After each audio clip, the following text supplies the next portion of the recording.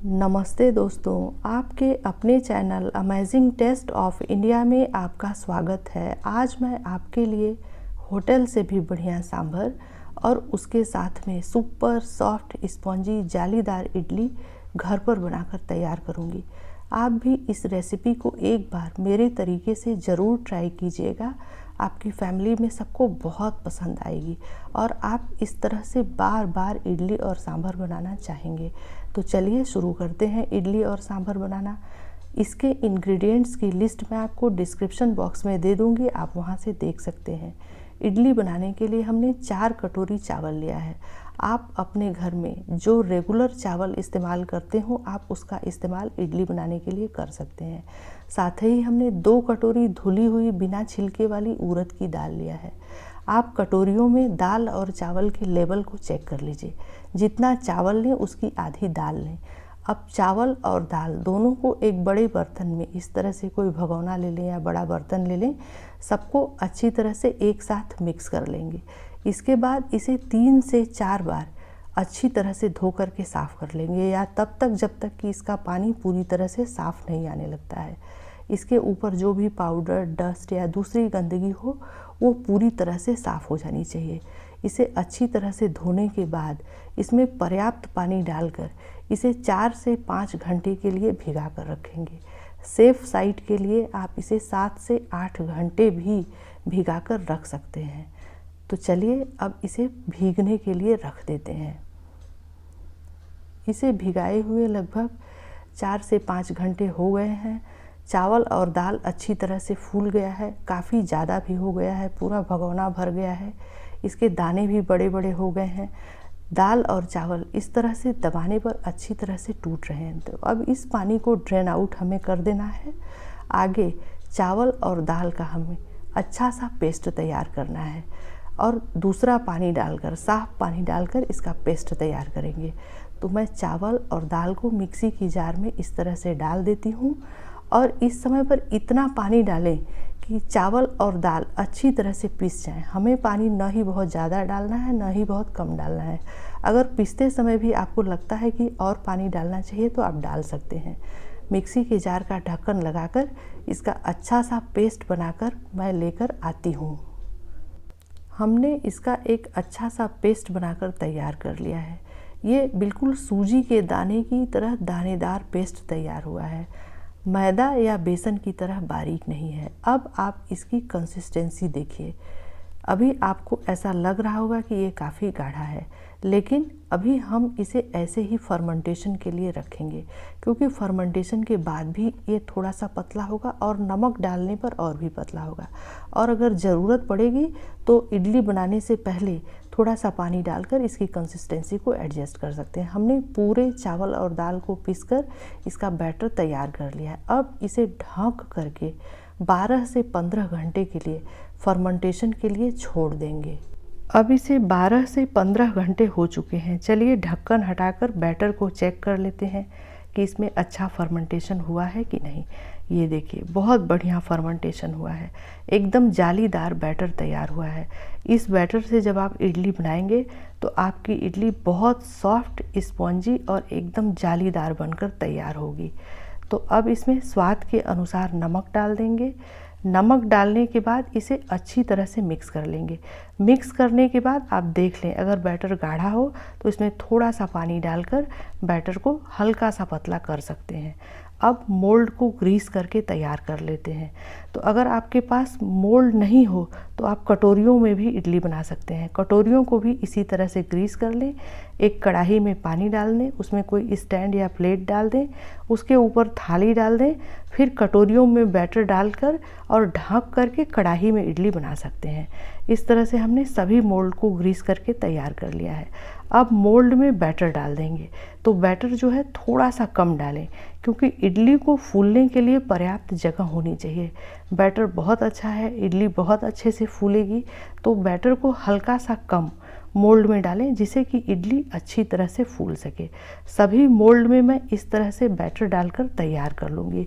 तो हमने सभी मोल्ड में बैटर डाल के तैयार कर लिया है। अब मोल्ड को इस तरह से स्टैंड में डाल देते हैं। अब हमें आगे स्टीम करना है। तो हमने इडली के कुकर में पहले से ही 1 गिलास पानी डाल के उबलने के लिए रख दिया था। अब इडली के स्टैंड को इडली के कुकर में प्लेस कर देंगे और इसे ढक करके 12 से 15 मिनट तक लो फ्लेम पर पका लेंगे। अगर आपके पास इस इडली का कुकर ना हो तो आप इसी तरह से भगोने में भी बना सकते हैं। जब तक इडली स्टीम हो रही है तब तक चलिए सांभर की तैयारी कर लेते हैं। तो सांभर बनाने के लिए हमने 1 कप तुअर दाल लिया है, इसे अरहर की भी दाल कहते हैं। दाल को अच्छी तरह से धो करके साफ़ करके इसे हमने आधे घंटे के लिए भिगा कर रख दिया था। दाल अच्छी तरह से फूल गई है, आप देख सकते हैं इसके दाने अच्छी तरह से टूट रहे हैं। तो प्रेशर कुकर में ये पहले से भिगाई हुई तुअर दाल को डाल देंगे।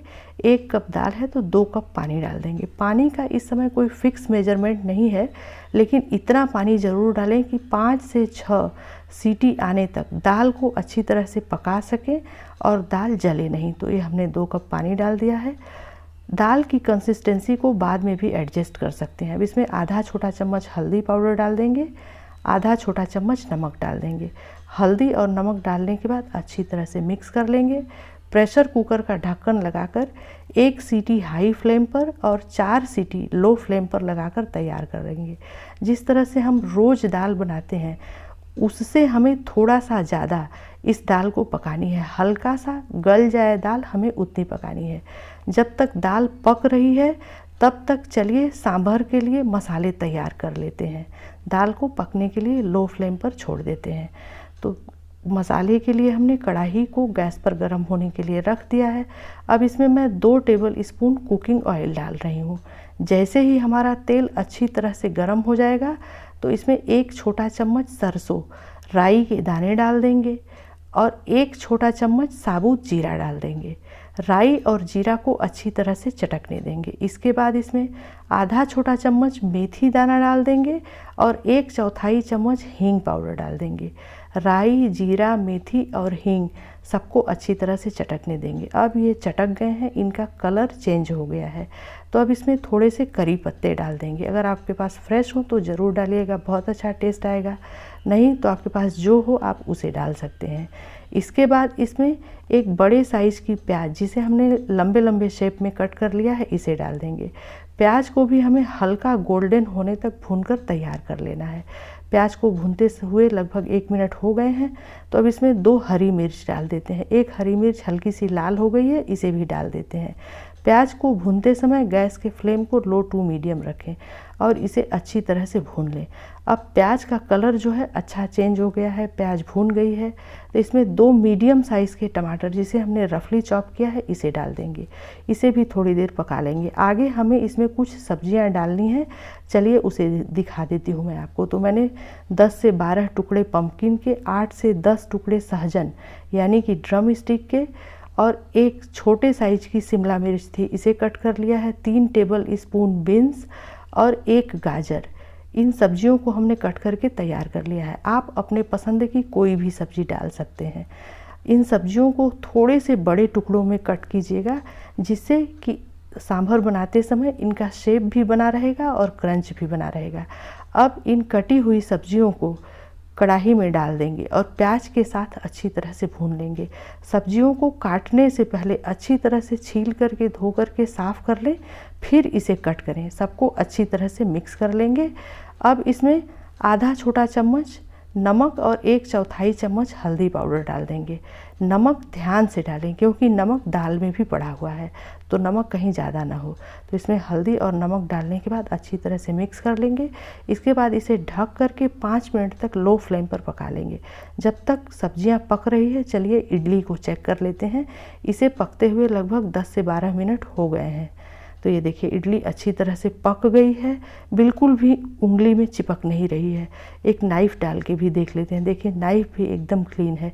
तो हमारी इडली अच्छी तरह से पक गई है। गैस के फ्लेम को बंद कर देते हैं और इसे ढक करके थोड़ी देर ठंडा होने देते हैं, जिससे कि ये अच्छी तरह से मोल्ड से बाहर निकल जाएगी। तो अब ये छूने लायक ठंडी हो गई है इडली। तो अब इसे मोल्ड से बाहर कर लेते हैं। इस तरह से कोई चम्मच ले लें या नाइफ़ भी ले सकते हैं। इडली को मोल्ड से बाहर कर देंगे। ये देखिए कितना बढ़िया इडली बनकर तैयार हुई है। एकदम जालीदार इडली बनकर तैयार हुई है। एकदम फ्लपी स्पॉन्जी इडली बनकर तैयार हुई है। रुई की तरह मुलायम इडली बनी है। इस तरह से हमने सभी इडली को मोल्ड से बाहर निकाल कर रख लिया है। अब चलिए सब्जियों को चेक कर लेते हैं। इसे भी पकते हुए लगभग 5 मिनट हो गए हैं। ढक्कन हटाकर चेक कर लेते हैं। ये देखिए सब्जियां गलकर कितनी कम हो गई हैं। सब्जियों को एक बार अच्छी तरह से पहले मिक्स कर लेंगे, फिर चेक करेंगे कि सब्जियां पकी है कि नहीं पकी हैं। आप अपने पसंद की कोई भी सब्जी सांभर में डाल सकते हैं, कम या ज़्यादा भी डाल सकते हैं। तो हमने पम्पकिन का एक टुकड़ा लिया था, देखिए ये कितना बढ़िया पककर तैयार हुआ है और इसका क्रंच भी बना हुआ है। अब इसमें कुछ सूखे मसाले डालेंगे। तो 1 छोटा चम्मच लाल मिर्च का पाउडर डाल देते हैं और 2 से 2.5 टेबल स्पून सांभर पाउडर डाल देंगे। ये बाज़ार का सांभर पाउडर है, आप किसी भी ब्रांड का सांभर पाउडर डाल सकते हैं। सबको अच्छी तरह से मिक्स कर लेंगे। इसके बाद इसमें 4 टेबल स्पून इमली का पानी डाल देंगे। हमने थोड़े से इमली को गर्म पानी में भिगा लिया था, उसे अच्छी तरह से मैश करके उसका पानी छान कर अलग कर लिया था, तो इसे डाल देंगे। अब इसे ढक करके 3 से 4 मिनट तक लो फ्लेम पर अच्छी तरह से पका लेंगे। जब तक इमली के पानी के साथ सब्जियां पक रही हैं तब तक चलिए दाल को चेक कर लेते हैं। इसमें भी 4 से 5 सीटी आ चुकी है। प्रेशर कुकर का प्रेशर भी रिलीज हो गया है। तो चलिए दाल को देख लेते हैं। दाल एकदम अच्छी तरह से पककर तैयार हो गई है, अच्छी तरह से गल गई है। बस थोड़े थोड़े हल्के हल्के इसके एक एक दाने खड़े हैं। तो हमें बिल्कुल ऐसी ही दाल चाहिए थी। इधर हमारी सब्जियां भी इमली की पानी के साथ अच्छी तरह से पक गई हैं। तो इसे एक बार अच्छी तरह से मिक्स कर लेते हैं। इसमें थोड़ी सी बारीक कटी हुई हरे धनिया की पत्ती डाल देते हैं, इसे भी अच्छी तरह से मिक्स कर लेते हैं। इसके बाद जो हमने पहले से दाल पका कर रखा है इसे कढ़ाई में डाल देंगे। तो ये हमने दाल भी डाल दिया है, इसे भी अच्छी तरह से मिक्स कर लेंगे। इस समय पर आप सांभर की कंसिस्टेंसी को एडजस्ट भी कर सकते हैं। अगर आपको सांभर गाढ़ा लग रहा हो तो 1 कप पानी गर्म कर लें, उसे डालकर सांभर को थोड़ा सा पतला कर सकते हैं। नमक वगैरह भी चेक कर सकते हैं। अगर आप थोड़ा सा मीठा पसंद करते हैं तो आप 1-2 टुकड़े गुड़ के भी डाल सकते हैं। सांभर में हल्का सा मिठास अच्छी लगती है। हमने इसमें पम्पकिन डाला था, गाजर डाला था। पम्पकिन भी मीठा था, गाजर भी मीठा था, इसलिए हमने गुड़ नहीं डाला है। लेकिन अगर आप पसंद करते हैं तो आप डाल सकते हैं, बहुत टेस्टी लगेगा सांभर। अब इसे ढक करके 3 से 4 मिनट तक लो फ्लेम पर पकाकर तैयार कर लेंगे। सांभर को पकते हुए 3 से 4 मिनट हो गया है, एकदम अच्छी तरह से तैयार है। जब सब्जियों को अच्छी तरह से इस तरह से दाल डालकर पका लेते हैं तो सांभर में सब्जियों का बहुत अच्छा फ्लेवर आता है। तो अब सांभर पूरी तरह से तैयार है। अब चलिए इसके ऊपर एक अच्छा सा तड़का लगाकर तैयार करेंगे। तो हमने तड़का पैन को गैस पर गर्म होने के लिए रख दिया है। इसमें 1 टेबल स्पून कुकिंग ऑयल डाल देंगे। इसके साथ ही इसमें 2 सूखी लाल मिर्च डाल देंगे और थोड़े से फ्रेश करी पत्ता डाल देंगे, क्योंकि बाकी सभी मसाले तो हम पहले ही डाल चुके हैं। और इसे थोड़ा हल्का सा भून लेंगे, फिर इस तड़का को सांभर में डाल देंगे और जल्दी से इसे थोड़ी देर के लिए 5 मिनट के लिए लगभग ढक देंगे, जिससे कि तड़के का पूरा फ्लेवर सांभर में आ जाए। तो अब लगभग 5 मिनट हो गए हैं। चलिए ढक्कन हटाकर तड़का को सांभर में अच्छी तरह से मिक्स कर लेते हैं। अब होटल से भी बढ़िया सांभर हमारा बनकर तैयार है। इसे एक सर्विंग बाउल में निकाल लेते हैं। ये देखिए कितना बढ़िया हमारा सांभर बनकर तैयार हुआ है और इसमें हमने अच्छी तरह से सब्जियों का इस्तेमाल किया है। इसके लिए ये बहुत हेल्दी भी है।